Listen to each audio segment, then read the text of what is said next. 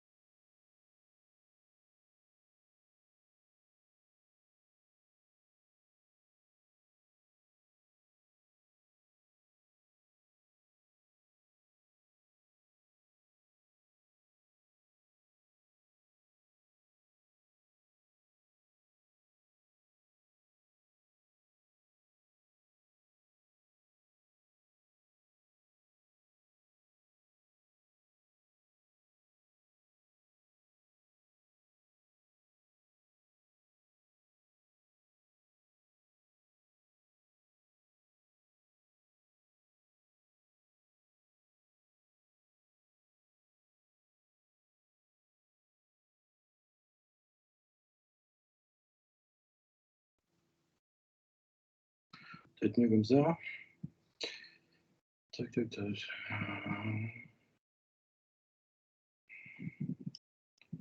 Alors, on va commencer ce webinaire. Je vais demander à tous les participants, si vous le souhaitez bien, de vous muter pour éviter que ça ne perturbe la présentation.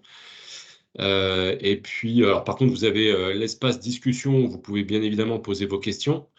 Et puis en fin de webinaire, si vous avez, si certaines questions, si nous n'avons pas répondu à toutes les questions, eh bien, on pourra le faire de manière orale. Alors, est-ce que, Cécile, tu peux me dire si on voit bien mon PowerPoint? Oui, oui. Eh ben, c'est parfait, super. Donc pour les gens qui nous ont rejoints depuis quelques instants, donc je suis Stéphane Groslo, je suis le chef de marché pour Compo Expert, et c'est donc moi qui vais vous faire ce webinaire, le premier de l'année 2024. Par contre, un de plus sur une longue série qu'on a débuté avant même la Covid, puisqu'on avait débuté ces webinaires en 2019. Avec des thèmes qui sont très très variés. Ça peut être sur les maladies des gazons, ça peut être sur l'analyse de sol, sur les plans de fertilisation, sur les biostimulants, sur les outils d'aide à la décision. Et tous ces webinaires, vous pouvez les retrouver sur notre chaîne YouTube. Ils sont tous visibles en replay. Sachez également que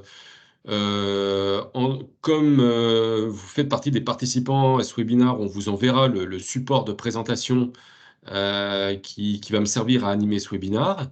Et puis, si vous souhaitez également le voir en replay, ce webinaire est enregistré et sera donc également publié sur notre chaîne YouTube.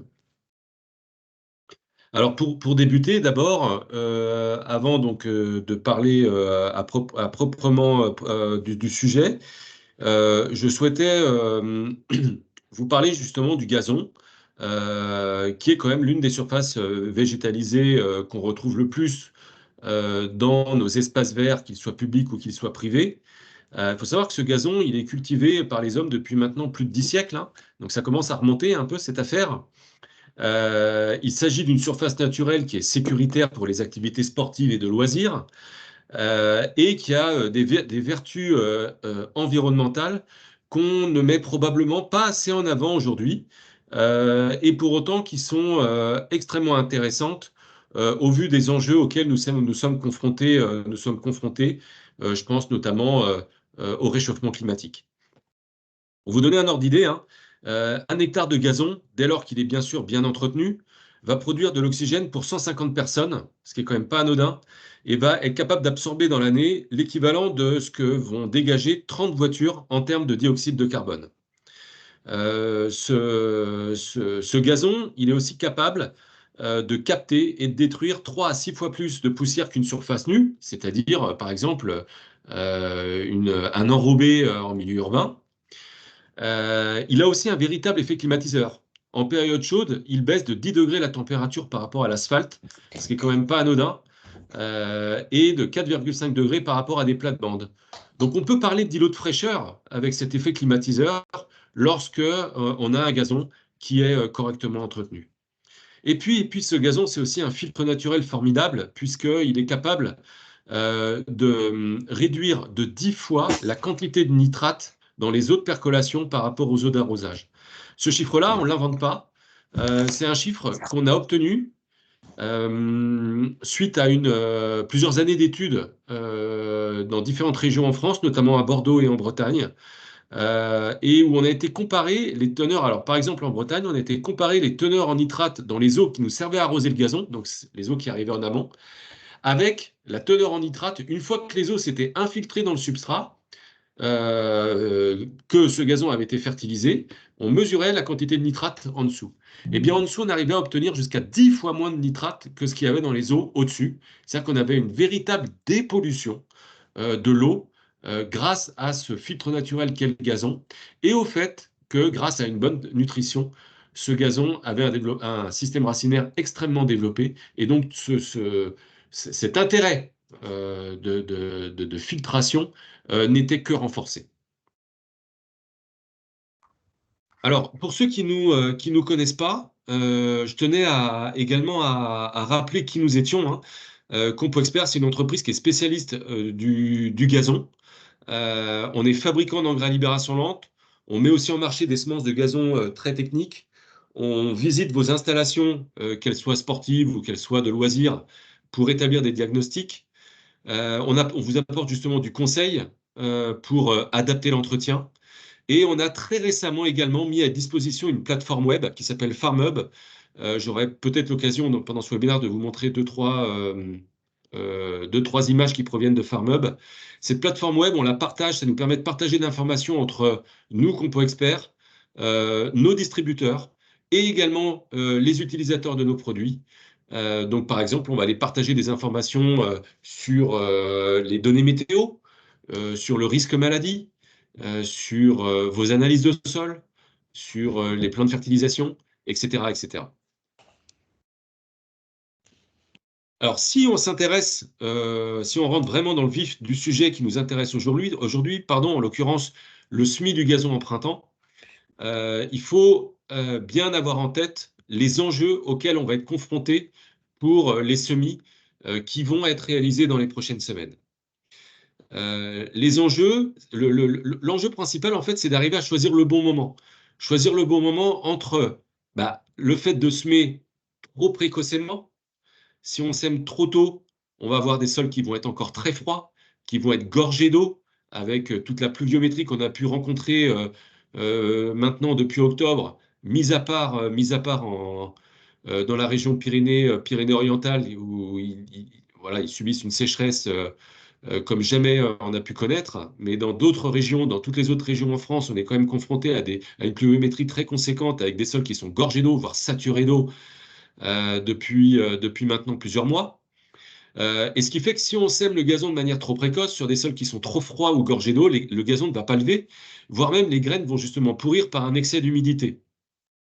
A contrario, si on sème trop tard, ce jeune gazon, il va être très vite confronté aux premiers épisodes de chaleur et de manque d'eau. Le fait qu'il soit très jeune et peu raciné, eh bien, il va très très vite être confronté à un stress hydrique qui peut amener à son dépérissement. Et puis, troisièmement, c'est l'exigence des gens. L'exigence des gens, alors je pense quand je parle des gens, je pense par exemple il n'y a aucune connotation péjorative derrière cela, mais je pense aux particuliers qui peuvent faire appel à vos services en tant que paysagistes. Ils vont faire appel à vos services parce qu'ils ont envie de refaire leur gazon à ce printemps. Et le gazon va être à peine semé qu'ils vont déjà vouloir aller dessus, ou en tout cas vous demander quand est-ce qu'ils vont pouvoir aller dessus pour aller faire le barbecue ou laisser les enfants jouer sur le jeune gazon. Donc on a cette contrainte aussi d'exigence des gens qui vont vouloir fouler très vite ce nouvel écrin de verdure, d'autant, j'ai envie de dire, que si le soleil revient dans les prochaines semaines, après avoir vécu quand même un hiver particulièrement maussade. Mais on en avait aussi besoin. Donc choisir le bon moment, c'est vraiment l'enjeu essentiel. Ne pas se mettre trop tôt, attention à ne pas se mettre trop tard, et faire en sorte que ce gazon s'installe le plus vite possible pour que les gens puissent en profiter. Alors pour cela, il y a des grandes étapes à respecter sur le semis de printemps. Il y a la préparation et la connaissance du sol, le choix des graminées, la fertilisation, les premières tontes, la gestion de l'arrosage, mais aussi la gestion du risque pathogène. Alors, ce que je vous propose, c'est qu'on parcourt ces différentes étapes, et pour lesquelles on va s'intéresser aux points essentiels qu'il va falloir essayer de respecter le mieux possible. Tout d'abord, la préparation et la connaissance du sol. C'est une étape qui est très importante. De mon point de vue, elle est même essentielle parce que il sera toujours très compliqué de pouvoir faire les corrections a posteriori une fois que le gazon aura levé, il se sera installé. Il sera toujours très difficile de travailler le sol. Il est donc essentiel, s'il y a des améliorations à effectuer, de les faire à la préparation du sol. C'est là qu'on peut pouvoir le faire. Et des fois, on est pris par le temps, mais il faut justement se donner du temps à cette préparation du sol parce que ce sera du temps de gagner pour demain, après-demain ou après-après-demain, si jamais le gazon s'installe pas bien et que les clients vous rappellent pour vous demander pourquoi leur gazon n'est pas aussi joli qu'ils l'espéreraient. Alors les grandes lignes qu'il faut essayer de respecter lorsqu'on va préparer le sol, c'est d'abord, on va essayer de travailler le sol à la motobineuse sur une quinzaine de centimètres, surtout s'il n'a pas été travaillé depuis longtemps. On va vous conseiller de mettre en place la technique du faux semis. La technique du faux semis, je pense que vous connaissez tous, hein. L'idée, c'est qu'une fois qu'on a retourné la terre, que la terre a été aérée, euh, on va attendre quelques jours, en espérant qu'il pleuve justement, pour faire lever les adventices, c'est-à-dire les herbes indésirables, les faire lever, et ensuite on va retravailler le sol à nouveau pour pouvoir justement éliminer ces adventices. Ça va permettre de baisser très fortement la concurrence, la compétition entre les graines de notre gazon qu'on va bientôt semer et les graines des adventices qui pourraient venir polluer ce gazon a posteriori. Alors c'est d'autant plus important en 2024 que vous devez probablement savoir que les produits phytosanitaires conventionnels ne sont désormais autorisés plus que sur les terrains de sport dont l'accès est maîtrisé et réservé aux utilisateurs. Ça veut dire que en dehors des surfaces engazonnées sportives que sont les terrains de sport, les terrains de football, rugby, hippodrome, golf, eh bien, on ne peut plus utiliser de produits phyto conventionnels. En clair, si vous êtes paysagiste, que vous avez un gazon, vous avez un gazon chez un particulier dans lequel vous avez des adventices, eh bien, vous ne pouvez plus utiliser d'herbicides conventionnels, d'herbicides sélectifs conventionnels, et que si vous n'avez plus ces herbicides conventionnels, sachant qu'il n'existe pas d'herbicides sélectifs de biocontrôle, eh bien, vous n'avez aucune solution. Donc, c'est pour ça qu'il est essentiel d'essayer de mettre en place ces techniques du FOSMI, technique ancestrale, hein, mais qui reprend toutes ces lettres de noblesse aujourd'hui, pour justement baisser la pression liée à la compétition avec les graines des herbes indésirables qui pourraient donc rentrer en concurrence avec les graines de notre gazon. On va bien sûr épierrer, on va ratisser pour avoir une terre qui soit la plus fine possible et on va aplanir la surface. Il est important de bien niveler, aplanir, parce qu'encore une fois, les corrections de planéité seront toujours très compliquées à faire a posteriori. On va aussi incorporer les amendements éventuels s'il y a des corrections à effectuer. On va y revenir dans quelques instants. On va rouler et tasser, corriger à nouveau les imperfections de planéité au râteau, ou aussi on peut très bien le faire avec un niveleur à gazon. Il y a des appareils qui existent aujourd'hui, au-delà du râteau, pour pouvoir niveler la surface du sol et corriger justement ces imperfections de planéité qu'on pourrait avoir. Alors, je le disais, hein, apporter d'éventuelles corrections au sol, c'est aussi s'intéresser aux propriétés physiques, chimiques et biologiques du sol. Parce que, justement, à la préparation du sol, ça va être le bon moment pour, par exemple, faire une correction en phosphore, en potassium, en magnésium, en calcium, relever un pH s'il est trop bas, s'intéresser au taux de matière organique, s'intéresser à la nature du sol. Est-elle adaptée ou pas à la culture du gazon? Toutes ces questions, eh bien, j'ai envie de dire, si vous avez du gazon à semer dans les prochaines semaines, il faudrait presque déjà l'avoir effectué. Il n'est pas trop tard d'effectuer une analyse de sol. Pour ça, si cela vous intéresse, je vous invite à vous rapprocher de Compo Expert. On travaille, nous, avec deux laboratoires avec qui on peut vous proposer ce genre d'analyse. L'analyse de sol, elle est essentielle. Si je fais une comparaison, c'est exactement comme une prise de sang qu'on ferait pour l'homme. Donc, si on est en ce qui nous concerne, bah, il faut de temps en temps faire une analyse de sang qu'on va faire au laboratoire. Si jamais on n'a pas de problème, j'espère pour vous, bien évidemment, eh bien, le médecin va vous conseiller de bien vous alimenter de manière équilibrée. Bon, un petit plaisir de temps en temps ne fait pas de mal. Bon, il faut éviter que ça se renouvelle à chaque repas. Mais un petit plaisir ne fait pas de mal, mais par contre, on va essayer d'avoir une alimentation équilibrée et qui nous contribuera au fait qu'on soit en bonne santé. A contrario, si vous avez des problèmes, en plus de votre repas, c'est-à-dire de la nourriture que vous allez prendre tous les jours, eh bien, on va vous donner des compléments alimentaires pour venir corriger d'éventuels problèmes que l'analyse de sang aurait pu révéler. Eh bien, pour la Terre, c'est exactement la même chose. Si jamais on n'a pas de problème, on va construire un programme de fertilisation raisonné et équilibré pour l'ensemble de l'année. Si par contre, il y a des problèmes qui sont révélés lors de l'analyse de sol, on va devoir corriger ces problèmes. Un certain nombre peuvent être corrigés a posteriori, c'est-à-dire une fois que le gazon est implanté, mais dès lors que vous faites un travail de sol, autant effectuer ces corrections au même moment. Alors, pour vous donner quelques pistes, quelques informations, voilà les propriétés d'un sol qu'on peut vous conseiller pour un usage gazon d'agrément, gazon d'ornement. Un minimum de 60 à 65% de sable et un maximum de 30 à 35% d'argile plus limon. Le gazon aime les substrats qui sont plutôt sableux. Lorsqu'on est sur des surfaces engazonnées sportives, on va même au-delà de 75% de sable, pour vous donner un ordre d'idée.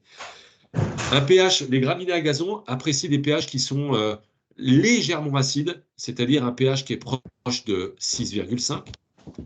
Une teneur en matière organique entre 1 à 3%, ce qui veut dire entre 10 à 30 grammes de matière organique par kilo de substrat, de sol. Et puis un rapport C sur N, c'est-à-dire un rapport sur carbone sur azote compris entre 8 et 12.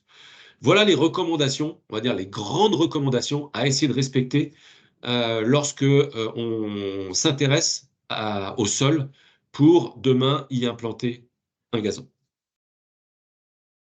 Alors pour vous donner un ordre d'idée, hein, ça c'est justement un extrait de notre plateforme FarmHub, d'une analyse de sol qu'on a réalisée au mois de janvier pour laquelle on a archivé les résultats dans cette plateforme qui s'appelle FarmHub. Alors je tiens à dire que si FarmHub vous intéresse, n'hésitez pas à nous le signaler en commentaire et on se rapprochera de vous pour vous donner un login et un mot de passe, hein. La plateforme est complètement gratuite, hein.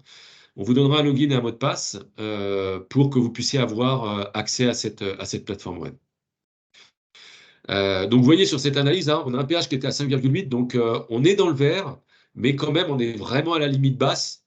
Le phosphore, par contre, on avait une teneur en phosphore qui était très élevée, donc probablement qu'on pourrait se permettre de faire quelques impasses de phosphore dans la fertilisation. Par contre, une très grosse carence en potassium qui nécessiterait une correction. C'est aussi une capacité d'échange cationique qui est très basse, nécessitant un fractionnement des apports d'engrais. Une teneur en matière organique qui est un petit peu basse, légèrement en dessous 1%. Donc là, ça serait intéressant de faire une petite correction d'amendement organique au moment de la création. Et puis un rapport C sur N qui était correct. Donc, dans les grandes informations à retenir, hein, c'est voilà, une teneur en phosphore élevée, donc on va pouvoir réduire la fertilisation phosphatée. Une correction en potassium absolument indispensable à effectuer. Une correction en matière organique qui serait plutôt conseillée. Et avec ça, on partira sur des bases qui sont adaptées à la culture du gazon. Alors justement, encore une fois, hein, pour vous donner des recettes, lorsqu'on est par exemple sur un sol qui est trop argileux, qu'est-ce qu'on peut vous conseiller de faire? Eh ben, il va falloir le rendre perméable, ce sol. Donc, on va lui apporter du sable. Donc, plutôt du sable roulé lavé, pas du sable de maçon, pas du sable anguleux, pas du sable avec des pH à 7, 7,5, 8. Hein, ça arrive hein, d'avoir des sols qui sont très calcaires. On va plutôt essayer de choisir un sable avec un pH proche de la neutralité. Une granulométrie comprise entre 0 et 3 mm en moyenne. Et puis, dans les cas extrêmes, par contre, par exemple, un terrain très argileux ou avec voilà, de la terre qui ressemble plus à de la glaise, dans des cas de figure comme ça, bah, il faut à problème extrême, solution extrême, on décaisse et on rapporte de la terre végétale de qualité. Alors, je tiens aussi à préciser le fait qu'une terre puisse être appelée végétale ne garantit en rien la qualité de cette terre. Donc n'hésitez pas à demander une analyse de la terre auprès de vos fournisseurs de terre végétale. Ils peuvent vous la fournir. Et si vous avez besoin d'un conseil pour établir un diagnostic de la qualité de cette terre, vous pouvez nous transmettre cette analyse et on vous répondra avec plaisir. A contrario, si vous êtes sur un sol trop sableux, on vous conseillera de faire un apport en compost végétal, qui peut être de 10, 15, 20%, selon justement la nature du sol. Si vous êtes sur un pH qui est trop acide ou avec une carence en calcium, on fera un apport de carbonate de calcium. Si vous êtes sur une carence en matière organique, on fera un apport d'amendement organique. Chez Compo Expert, par exemple, on peut vous proposer le Carrésol, qui est un amendement organique 100% végétal. Si vous avez une carence en potassium, on peut vous proposer le Caligazon. Hein, c'est un engrais d'équilibre 0,027 plus 10, donc 27% de potassium dedans. Et puis enfin, si vous avez une carence en phosphore, on peut vous recommander l'emploi d'Agrosil LR2, qui contient 20% de phosphore. Alors l'Agrosil LR2, j'y viens juste après parce que, de mon point de vue, c'est l'une des solutions qui me paraît également essentielle pour les semis de gazon qu'on va réaliser au printemps. Pourquoi? Parce que comme je vous ai dit, hein, on est confronté à l'enjeu, à la problématique liée au fait qu'on risque de semer des gazons, peut-être, j'en sais rien, à part peut-être d'ici, j'espère, hein, peut-être d'ici une dizaine de jours si les conditions climatiques s'améliorent. Et puis probablement que jusqu'au 15 mai, on semera encore des gazons. Sauf que forcément, plus on va avancer dans la saison, plus ces gazons peuvent être potentiellement, on ne sait pas hein, quel climat on aura, quelle météo on aura, peuvent être potentiellement sensibles à un manque d'eau. Donc il est essentiel de faire en sorte que ce gazon s'enracine le plus vite possible, d'une part, et que le substrat dans lequel on va l'implanter puisse retenir l'eau pour subvenir aux besoins hydriques du gazon. Et c'est tout l'intérêt de cet Agrosil LR2, parce qu'il faut savoir que cet Agrosil LR2, lorsqu'il est employé dans les substrats, va former d'innombrables capillaires dans le sol qui vont retenir l'eau pour la restituer à la plante quand celle-ci en aura besoin. Les plantes vont donc absorber de l'eau en dépensant moins d'énergie, et donc ces plantes vont pouvoir consacrer non pas leur énergie à essayer de trouver de l'eau, mais consacrer leur énergie à s'installer le plus vite possible, pour faire en sorte demain que les gens puissent également aller pratiquer le terrain le plus rapidement, le gazon le plus rapidement possible. Deuxièmement, on va associer cet Agrosil LR2 à un autre biostimulant, les deux sont des biostimulants, hein, un autre biostimulant qui s'appelle l'Agrosil Algine. Pourquoi? Parce que d'une part, cet Agrosil Algine contient un micro-organisme qui va donc, on va relancer la vie microbienne dans des sols où, en ayant éventuellement passé la motobineuse, vous aurez justement déséquilibré la vie biologique du sol. Donc, grâce au micro-organisme que l'Agrosil Algine contient, on va réamorcer le fonctionnement de la vie microbienne. D'autre part, dans cette Agrosil Algine, il y a des substances humiques. Et ces substances humiques sont connues pour faciliter la formation des gels de silicate, les fameux capillaires dont je parle, de l'Agrosil LR2. Donc les deux sont extrêmement complémentaires. Les substances humiques apportées par l'Agrosil Algine vont aider l'Agrosil LR2 à former ces gels de silicate, ces nombreux capillaires qui vont retenir l'eau dans le substrat. Vous voyez, ça, c'est un essai qu'on a réalisé sur un substrat utilisé sur des terrains de sport, donc un substrat sur lequel du gazon allait être semé. Et l'apport d'Agrosil LR2 à 100 grammes par mètre carré a multiplié par 2 la réserve utile du sol, c'est-à-dire la capacité totale du sol à retenir l'eau. Donc c'est vraiment pour ça que j'insiste un peu dessus, mais sur des semis printaniers avec un risque de stress hydrique, c'est vraiment l'Agrosil LR2, un conditionneur de sol, un biostimulant qui est extrêmement intéressant pour faire en sorte que ce jeune gazon puisse s'installer le plus rapidement possible. Alors, Agrosil LR2, intérêt, vous l'aurez compris, rétention d'eau. Gros deuxième intérêt, c'est la stimulation du système racinaire. Voici l'exemple d'un gazon de terrain de sport plaqué, c'était un plaquage, plaqué il y a 3 semaines avant la photo, et voilà l'état du système racinaire 3 semaines après. sachant que sur ce substrat, on avait apporté de l'agrosyl LR2 à hauteur de 100 grammes par mètre carré. Donc, je pense que la photo est assez éloquente. C'est une photo qui vient de la région Rhône-Alpes. Je le dis parce que je sais que certaines personnes du Rhône-Alpes sont présentes à ce webinaire, donc c'est l'occasion de leur faire un petit clin d'œil.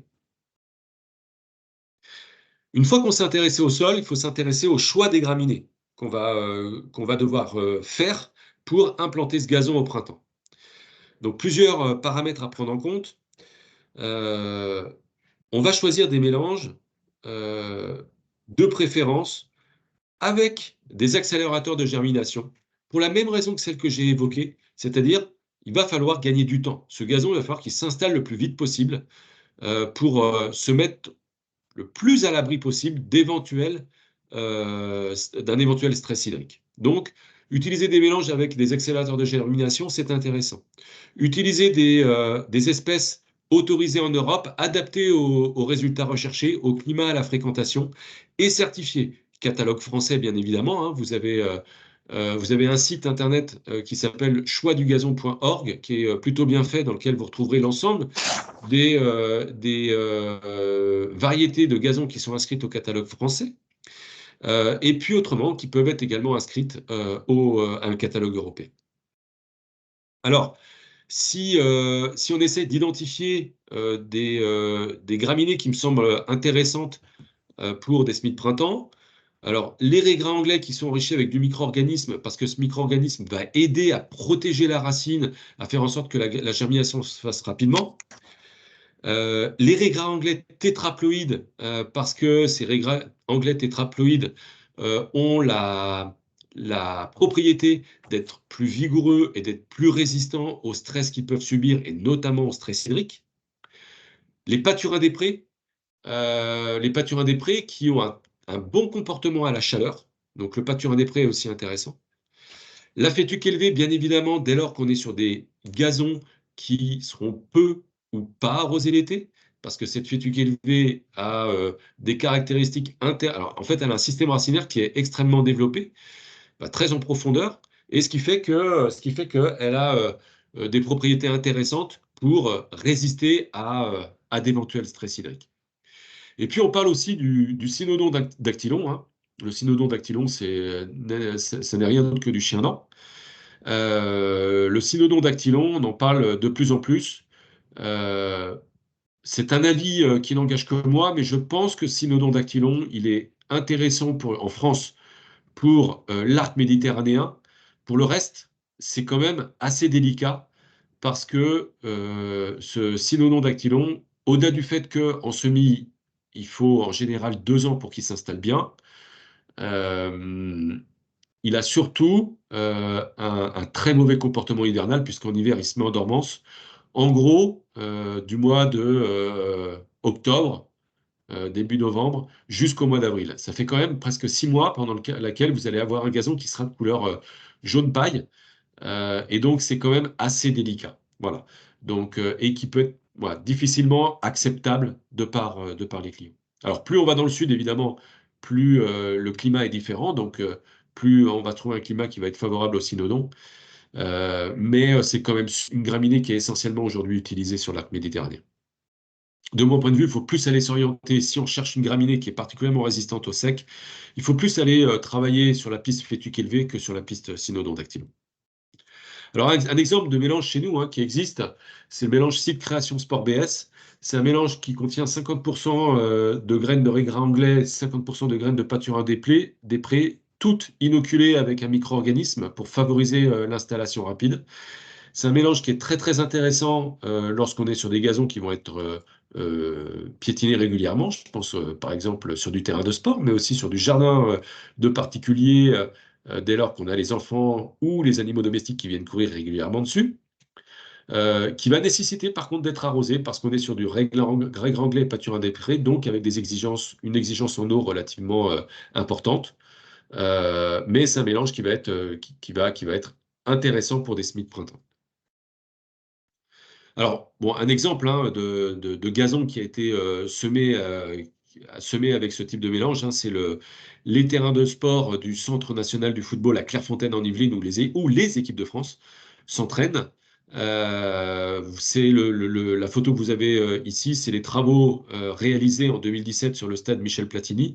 Le stade Michel Platini, c'est le stade qui est réservé aux deux équipes de France A, masculine et féminine, pour les matchs à huis clos, c'est-à-dire les matchs de préparation, enfin les entraînements à huis clos, pardon, donc c'est-à-dire les entraînements qui se font uniquement où seule l'équipe est présente, personne d'autre, pour préparer les avant-matchs. Alors, quelques conseils additionnels lorsqu'on s'intéresse au semis de printemps. Dès lors qu'on va avoir semé les graines, on va les recouvrir, soit en passant un léger râteau, ou alors un passage de râteau légèrement en surface, ou alors en faisant un apport, par exemple, d'un support de culture, on en reparlera, comme l'agrosol, qui va créer un lit de semences intéressant pour favoriser également une germination rapide. Certains posent également un voile de forçage, type P17, pour, d'une part, préserver l'humidité, accélérer donc la levée du gazon, mais aussi protéger les graines contre des prédateurs comme les oiseaux. Et puis, si on n'a pas de précipitations attendues dans les prochains jours, eh bien, il faudra arroser, surtout pas en excès à ce stade, parce que vous risqueriez d'entraîner les graines en provoquant des ruissellements. Donc des arrosages très légers, mais juste pour maintenir une humidité de surface, pour faire en sorte que la graine germe le plus rapidement possible. Une fois qu'on a semé, eh bien, ça va être le moment de s'intéresser à la nutrition de ce jeune gazon. Alors, nutrition, on peut parler aussi de fertilisation. L'objectif, c'est de subvenir aux besoins alimentaires des végétaux en compensant ce que le sol ne peut pas fournir. C'est aussi faire en sorte que la photosynthèse soit optimisée, que le système racinaire soit bien développé et contribuer à une meilleure densité du gazon. Alors, c'est extrêmement important, cette histoire de densité. Faire en sorte que le gazon se densifie, tale le plus rapidement possible. Pourquoi? Parce que c'est sûrement l'une des clés majeures que l'on a, une des alternatives majeures que l'on a pour répondre au fait qu'aujourd'hui, nous n'ayons plus d'herbicides sélectifs gazon à disposition pour aller entretenir des surfaces autres que les surfaces engazonnées sportives. Il faut bien avoir en tête que les herbes indésirables ou les mousses viennent s'installer dans le gazon lorsqu'elles ont la place de s'installer. Lorsque vous êtes sur un gazon qui est très dense, vous aurez peu ou pas de mousse ou peu ou pas d'adventice. Donc il faut faire en sorte que ce gazon soit le plus dense possible. Pour cela, on a plusieurs outils à notre disposition. Est-ce que semer très dense, c'est intéressant? Non, parce que les graines vont être tout de suite en concurrence les unes avec les autres.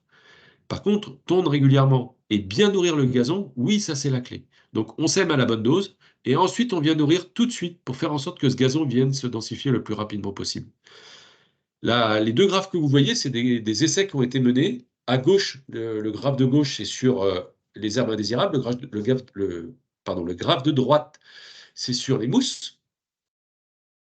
Et vous avez un essai où on a été fertiliser le gazon à différents niveaux. Ici, on est à 0 unité d'azote. En clair, on n'a pas apporté d'engrais. Ici, on est à 100 unités d'azote. Ici, on est à 200 unités d'azote. Ici, on est à 250. Ici, on est à 300 sur les herbes indésirables. De la même manière à droite, ici, on est à 0 unité d'azote. Ici, on est à 50. Ici, on est à 100. Ici, on est à 200 unités d'azote. Ici, on est à 300 unités d'azote. Qu'est-ce que vous observez? À 0 unité d'azote, en bleu, c'est la présence des adventices, très importante, et une densité gazon qui est moyenne.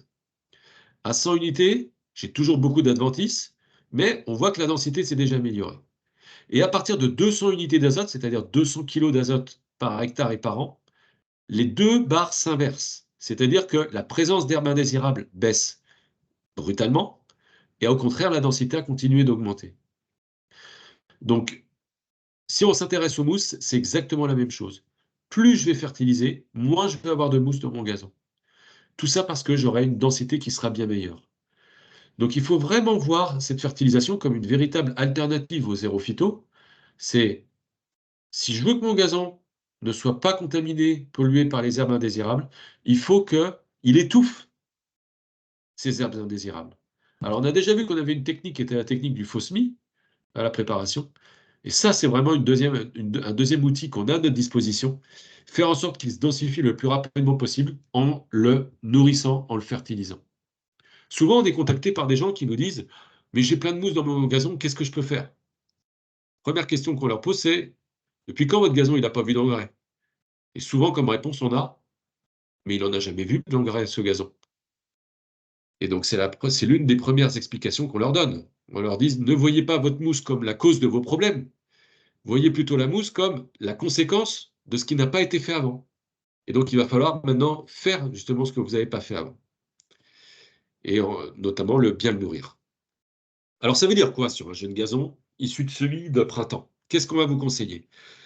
On va vous conseiller à J plus 8, sachant que J est le moment, non pas le moment où vous semez, mais le moment où le gazon lève. Donc, vous prenez la date où le gazon commence à lever, et 8 jours après, vous faites une application d'un engrais riche en azote qui s'appelle Floranit Twin Turf d'équilibre 25,8 et que vous allez appliquer donc sur ce jeune gazon. C'est un engrais à libération lente dont l'indice de salinité est extrêmement bas, ce qui veut dire que c'est très sûr pour le jeune gazon. Le jeune gazon, il est sensible à la salinité, mais de fait qu'on est sur une salinité qui est très basse, on est sur un gazon qui va être un engrais qui va être très sûr pour votre jeune gazon. Donc J plus 8, vous faites un Floranit Twin Turf, et J plus 60, c'est-à-dire en gros 2 mois après la levée, on va appliquer du Floranit Twin Racine. Pourquoi du Floranit Twin Racine? Parce qu'on est sur un SMIC printemps. Et que 2 mois après, ça va nous emmener probablement vers le mois de mai, voire le mois de mai, voire le mois de juin. Et là, on rentre en période estivale, sur un gazon qui est, encore une fois, jeune, il n'a que 2 mois ce gazon. Donc il faut qu'on entretienne cette jeune racine, qu'on protège cette jeune racine qui s'est développée depuis le SMIC gazon, et on va la protéger avec un engrais adapté pour cela qui s'appelle le Floranit Twin Racine. Le troisième conseil qu'on vous donne sont pour les gens qui entretiennent leur gazon avec robots. Les robots, alors d'abord sur un jeune gazon, les premières tontes doivent être effectuées avec plutôt une tondeuse rotative. On n'utilisera pas le robot immédiatement. On attendra que le gazon ait quand même au moins atteint le stade 3 feuilles. Les robots ont parfois tendance, donc pour ceux qui fonctionnent en aléatoire, à passer au même endroit et ont tendance à coucher le bras de gazon, surtout sur du jeune gazon où la feuille est encore peu épaisse. Donc l'idée, ça va être justement de durcir, d'épaissir cette feuille de gazon. Et l'un des outils qu'on a à notre disposition pour épaissir ou durcir une feuille de gazon, c'est de lui apporter de la silice. La silice va s'accumuler dans les parois cellulaires de la plante et va former donc une sorte de barrière mécanique en épaississant les parois de la feuille. Et donc, on va avoir une feuille qui va être plus drue et qui va donc mieux se tenir à la coupe de gazon. Voilà. Chez nous, l'engrais qui contient, on en a plusieurs, hein, de la silice, le Floranit Twin Racine en contient déjà, mais le Vitanica SI, c'est un biostimulant qui s'applique en pulvérisation, en contient 10%. Voilà, donc c'est un produit qu'on va pouvoir utiliser pour justement faire en sorte de durcir cette feuille de gazon. Alors voilà à quoi ressemblerait un programme de fertilisation spécial semis de printemps. C'est un programme que j'ai construit dans FarmHub, que vous retrouvez aujourd'hui dans FarmHub. Et donc, voilà, dès lors que vous aurez accès à FarmHub, vous pourrez le retrouver facilement, ce programme. Donc, on retrouve nos apports d'agrosil, Alguin et LR2 à la préparation du sol, le semis de gazon, et puis nos 2 passages d'engrais à J plus 8, puis à J plus 60, en Floranit Twin Turf et en Floranit Twin Racine. Je n'ai pas mis dedans le Vitanica SI. On pourrait le rajouter, encore une fois, dans le cas particulier de gazon tondu avec robot. Alors, on a préparé notre sol, on a semé notre gazon, il a levé, on a commencé à le nourrir, et ben maintenant, il va falloir qu'on le tonde. Alors, la tonde, c'est vraiment une opération qui est délicate, sur laquelle il va falloir être extrêmement vigilant pour éviter le genre de dégâts qu'on voit sur la photo. C'est-à-dire, à gauche, par exemple, un gazon qui est rabattu de manière beaucoup trop brutale. Vous pourriez, là, on l'a blanchi parce que c'est sur un gazon établi, mais sur un jet de gazon, vous pouvez carrément provoquer la mort du gazon. À droite, c'est un effilochage si on a des lames qui ne sont pas affûtées. Et puis à droite, si on a tondu sur un gazon qui est trop humide. Donc, ce qu'il va falloir faire, bien sûr, c'est tondre sur un gazon qui est sec. S'assurer que les lames sont bien affûtées. Hein, c'est d'autant plus vrai sur un jeune gazon parce que la feuille est quand même très tendre, très jeune. On vous conseillera d'effectuer la première tonte lorsque le gazon atteint 8-10 cm pour lui laisser quand même le temps de se développer, ou qu'il a émis 2-3 feuilles. Et la première tonte devra vraiment être, j'ai envie de dire, on vient juste couper les pointes de ce jeune gazon. Donc ça veut dire qu'on va enlever au maximum 1 cm, pas plus que cela. Par contre, pour les tontes suivantes, c'est-à-dire deuxième, troisième, quatrième, dixième tonte, on retiendra la règle du maximum 1/3 de la hauteur de la feuille. Ça veut dire qu'on n'enlèvera pas plus du tiers. Un gazon qui ferait par exemple 9 cm, ça veut dire qu'on n'enlèvera pas plus de 3 cm. Au-delà de 3 cm, on va bloquer le développement du système racinaire, on va stresser le gazon, on va bloquer son système racinaire. Et il est absolument important d'éviter cela sur des semis, sur des jeunes gazons semés au printemps, pour éviter encore une fois qu'ils ne soient trop sensibles au stress hydrique de la période estivale. Alors, pour vous donner quelques conseils, hein, vous retrouverez ça aussi dans la présentation, des conseils de hauteur de tonte en fonction du type de gazon auquel on a affaire. Du green de golf, par exemple, on est à 3-4 mm, alors que sur un hippodrome, on peut être à 10 cm, voire même plus. Hein, des fois, on monte à 15 cm. Ce qu'il faut retenir, c'est que plus le gazon sera tondu haut, plus son système racinaire sera développé, et donc plus il sera résistant au piétinement, mais aussi aux éventuelles périodes de manque d'eau. Alors justement, intéressons-nous à la gestion de l'arrosage sur un jeune gazon. Alors comme je l'ai dit, hein, il faut bien distinguer la période à partir du moment où le gazon a semé jusqu'à ce qu'il germe et l'après-germination. Tant qu'il n'a pas germé, on arrose très peu, en très petite quantité, juste pour maintenir une humidité de surface si jamais il ne pleut pas. Par contre, dès lors que le gazon aura levé, là, on va faire des arrosages qui vont être espacés, par contre plus copieux, pour apporter l'humidité sur 10-15 cm de profondeur. Comme ça, inciter les racines à aller chercher l'humidité en profondeur, encore une fois, pour que le système racinaire puisse se développer le plus rapidement possible. Alors, pour justement savoir si on apporte la bonne quantité d'eau, hein, un arrosage, ça ne se raisonne pas en minutes, ça se raisonne en millimètres. Donc pour cela, on utilise un pluviomètre. On met un pluviomètre, on arrose, on regarde combien on a dans le pluviomètre. Ou alors, on peut être aussi beaucoup plus pragmatique. On déclenche l'arrosage. Une fois que l'arrosage est terminé, on prend sa bêche, on fait un profil, on regarde sur quelle profondeur on a humidifié. Si c'est humidifié sur 3 cm, je peux doubler mon arrosage, voire le tripler pour arriver à 10 cm. Si je suis déjà aux 10 cm, je suis pas mal.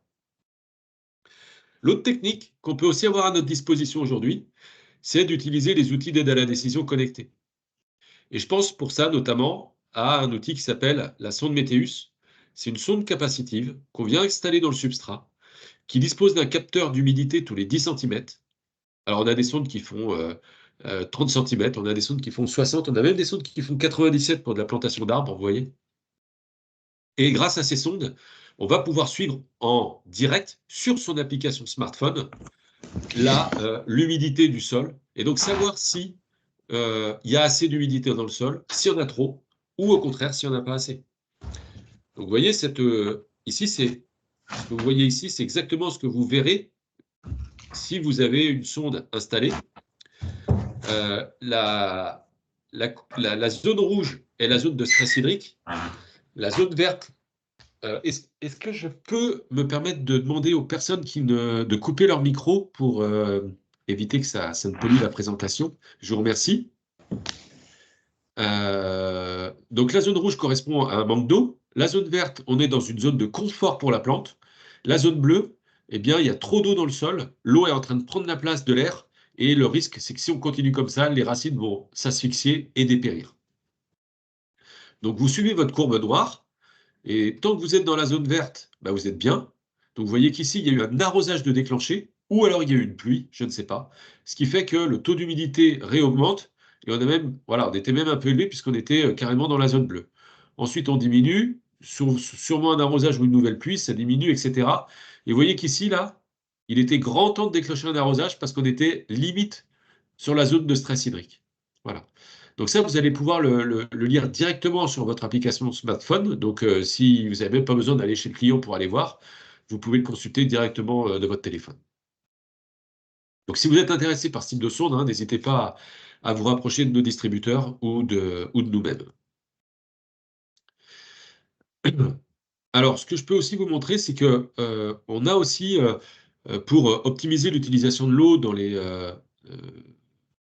sur les gazons, notamment sur des gazons qui sont semés au printemps et sur des périodes de sec, on peut vous conseiller d'utiliser ce qu'on appelle des mouillants. Les mouillants, c'est une solution, un produit qui va favoriser la pénétration de l'eau dans le support de culture et sa répartition tant verticale que horizontale. Éviter les pertes soit par ruissellement, soit par arrosage. Alors j'espère que ma petite vidéo va fonctionner. C'est une vidéo qu'on avait faite sur un produit qui s'appelle le Kik.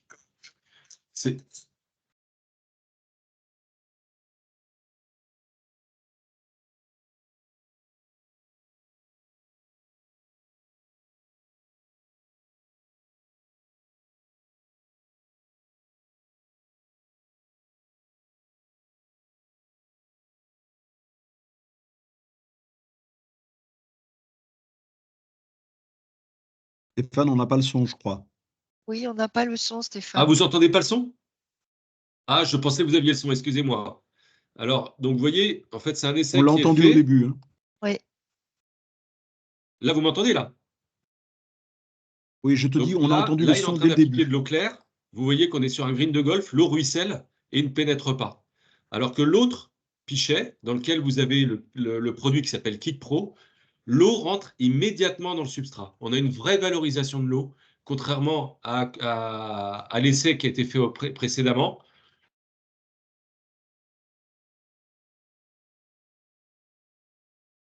Voilà. Donc vous voyez très très bien l'effet du kick, l'eau qui rentre immédiatement dans le substrat et qui... Alors j'attends, parce que moi j'entends le son par contre, donc ça me perturbe pour parler. Voilà, c'est bon. Donc vous avez bien vu l'effet, hein. On est sur un green de golf, substrat très sec, période estivale. J'arrose, finalement l'eau rentre pas dans le substrat, elle ruisselle en surface et le gazon n'en profite pas. Si par contre j'ai appliqué mon kick, là par contre l'eau rentre immédiatement dans le substrat, se répartit tant d'un point de vue vertical qu'horizontal, l'eau est complètement valorisée. Donc ça fonctionne pour l'arrosage, mais ça fonctionnera exactement si par exemple vous avez une période de sec et puis il y a un orage qui est annoncé, 10 mm d'eau qui tombe d'un coup sur un sol qui est très sec, l'eau va ruisseler et va avoir du mal à pénétrer. Si vous avez appliqué le kick au préalable, eh bien vous aurez une vraie valorisation de l'eau qui sera mise à disposition de la plante. Alors le kick, ça ne s'applique pas à chaque arrosage, hein. Ça s'applique une fois toutes les 4 à 6 semaines. La durée d'action, c'est à peu près cela, 4 à 6 semaines. Donc ce qui veut dire qu'en période estivale, on peut estimer faire une application par mois, par exemple, de juin à août, pour aider le gazon à utiliser le mieux possible l'eau qu'on aurait pu apporter par l'arrosage. Dernier chapitre de notre présentation, c'est la gestion du risque pathogène au printemps. Alors, quand on s'intéresse à la gestion du risque pathogène, il est intéressant de s'intéresser aux pathogènes principaux, il y en a d'autres, hein, mais les principaux auxquels on peut être confronté au printemps. Je vais commencer par la gauche. C'est sûrement celui qui est le plus dangereux pour des jeunes gazons, c'est le pythium. Le pythium, c'est celui qui est à l'origine de ce qu'on appelle les fontes de semis. Donc, c'est-à-dire le gazon qui germe et puis qui dépérit immédiatement et qui disparaît. Les symptômes, hein, ça peut être des feuilles noircies qui se collent les unes entre elles, qui se couchent. Vous pouvez même avoir un aspect un peu graisseux, même un mycélium présent en surface. C'est l'une des maladies les plus dangereuses pour le gazon puisqu'elle provoque son dépérissement total. Le fil rouge, c'est une deuxième maladie, assez rare sur un jeune gazon, on est plutôt sur un gazon établi, qui va provoquer des filaments rouges ou roses à la surface du gazon et avec des taches comme des petites taches sèches qui apparaissent en surface. L'apparition du fil rouge, c'est souvent un signe de manque d'azote. Le premier conseil qu'on vous donnera lorsque vous avez du fil rouge, c'est de très vite le nourrir, très vite le fertiliser.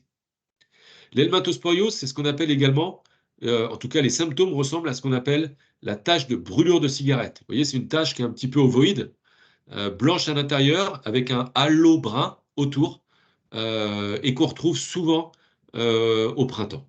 et également en début d'automne. L'autre maladie que vous pouvez observer également au printemps, ce sont les rouilles. Je dis les parce que vous avez plusieurs types de rouilles. Alors la rouille, elle donne un aspect très jaune, orangé au gazon. Elle provoque rarement son dépérissement, mais par contre, elle a un aspect esthétique qui est vraiment pas très apprécié. Et vous la repérez bien par rapport, par exemple, à l'anthracnose, au fait que sur la feuille, sur le limbe de la feuille, vous avez de nombreuses pustules qui peuvent prendre plusieurs couleurs, mais la plupart du temps jaune-orangé. Et puis enfin, une dernière maladie, et non pas des moindres, c'est le dollar spot. Le dollar spot, elle fait donc il s'appelle Clariria sp. Ce dollar spot, il apparaît généralement de juin jusqu'au mois de novembre, provoque des petites taches rondes de 3 à 6-8 cm de diamètre, blanchâtres, plutôt blanchâtres, et qui peuvent se rejoindre les unes entre elles, comme sur la photo, et provoquer un dépérissement très conséquent du gazon. Donc ça, ce sont les 5 maladies essentielles que vous pouvez retrouver et pour lesquelles il faudra vous méfier, notamment la première, le pythium. Si vous voulez en savoir plus sur les maladies, et ça c'est un petit scoop qu'on vous annonce parce que c'est un travail qu'on a effectué de manière très très récente, on vous invite à télécharger notre application Crop Compagnon que vous retrouvez sur les principaux stores, hein, que vous soyez en Android ou que vous soyez en iOS. Et sur ce Crop Compagnon, vous retrouverez le descriptif de toutes les maladies gazon qu'on retrouve sur le territoire français, avec des conseils de prévention et des solutions en cas de maladie déclarée. Vous avez des photos, vous avez des descriptifs de symptômes, des symptômes, la période à laquelle, des périodes à risque, et des conseils de prévention, mais aussi une fois qu'on a les symptômes. Alors, je terminerai cette présentation en vous présentant également l'équipe terrain de Compo Expert. Donc, vous avez l'ensemble des personnes présentes. Sachez que si ça vous intéresse, nous recrutons actuellement 2 personnes chez Compo Expert sur le secteur Est de la France, enfin Est et Rhône-Alpes. Je vous invite, vous avez l'ensemble des coordonnées des différentes personnes sur vos secteurs. Et puis vous avez également les miennes qui se situent en bas à gauche. J'en ai terminé avec cette présentation. Je vais couper le partage de connexion immédiatement, ce qui va me permettre de vous revoir, parce qu'autrement, je ne voyais que mes diapositives. On a une question, Stéphane. Oui. On a une question sur les analyses de sol, les délais et les coûts. OK. Alors, les délais, il faut que vous comptiez 3 à 4 semaines pour avoir un résultat d'analyse de sol. Les coûts, tout dépend de l'analyse que vous faites. C'est-à-dire, tout dépend le détail dans lequel on va. Est-ce qu'on est sur... parce que, alors, je vous explique. Il y a plusieurs paramètres qui peuvent être mesurés. Les paramètres de base, hein, c'est le pH, la capacité d'échange cationique, la matière organique, la teneur en nutriments. Ça, c'est vraiment ce qu'on va retrouver dans toutes les analyses. Puis après, vous avez des options qui peuvent se rajouter. Par exemple, la granulométrie. Par exemple, les oligoéléments. Par exemple, également le fait de dissocier des horizons dans le substrat. Je m'explique. Quand je suis sur une création de gazon, je vais aller analyser un seul et même horizon, ça suffit, puisque je suis sur une création. Par contre, quand je suis sur un gazon en place, ce gazon qui existe depuis plusieurs années, elle peut être à l'origine d'hétérogénéité, de créer des couches hétérogènes dans le sol, la zone, ce qu'on appelle de la rhizosphère, là où les racines se développent, et les zones qui sont en dessous. Ça peut être aussi lié au fait qu'il y a eu du travail mécanique d'effectuer pendant plusieurs années sur une certaine profondeur de sol, mais pas sur une autre. Donc dans ces cas-là, on dissocie les horizons, c'est-à-dire qu'en gros, on fait 2 analyses pour justement essayer de comprendre ce qui se passe sur l'horizon de surface par rapport à l'horizon plus profond, et ce qui va nous donner aussi des indications sur à quelle profondeur on doit aller effectuer ces corrections. Donc, en résumé, 3 à 4 semaines de délai, et après, pour vous donner un ordre tarifaire, je vous invite vraiment à vous rapprocher de nous pour qu'on échange ensemble sur votre situation bien particulière, et on vous dira exactement quelle analyse est la plus adaptée pour vous et le coût que ça représente.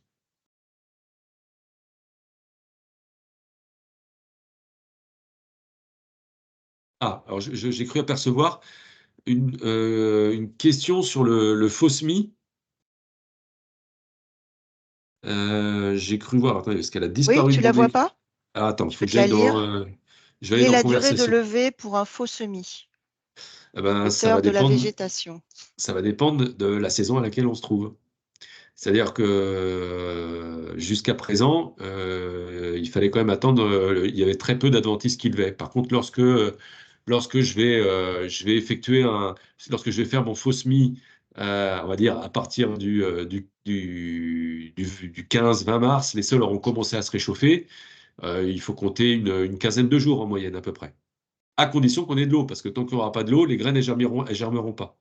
Mais le fait de préparer votre sol, vous voyez, de remuer le sol, en fait, ça lève souvent la dormance en fait, des graines. Donc la germination a lieu quand même relativement rapidement. Et il faut intervenir à un stade jeune. Plus vous interviendrez à un stade jeune des adventices, plus vite elles seront éliminées par le travail de sol que vous effectuerez.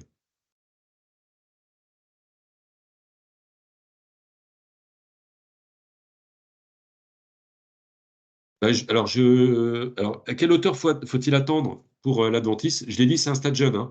Donc, si l'important, en fait, c'est juste que la graine lève. Dès lors que la graine, elle a levé, on a gagné. Parce que le simple fait de faire le travail de sol, c'est une graine en moins qui sera en compétition avec le gazon lorsque vous allez semer votre gazon. Donc, vous pouvez intervenir très tôt.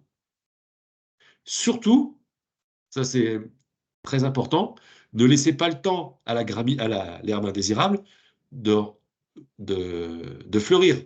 Parce que si elle fleurit, elle va à nouveau former une graine qui va retomber au sol et qui sera à nouveau une graine qui sera en compétition avec le gazon.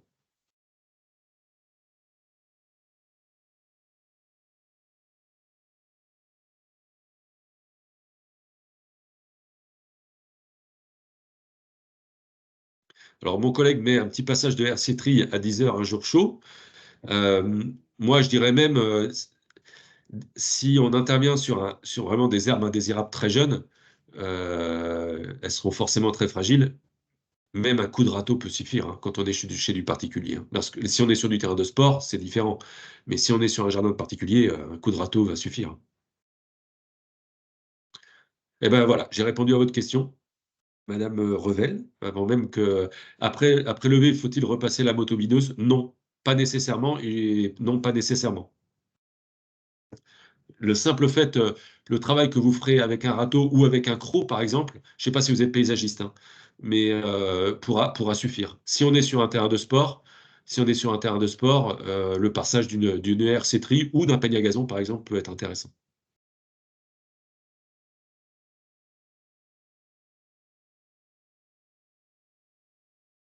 Je pense que vous êtes paysagiste parce que je suis en train de voir à côté art et création. Je pense que ça doit être ça qui doit être marqué.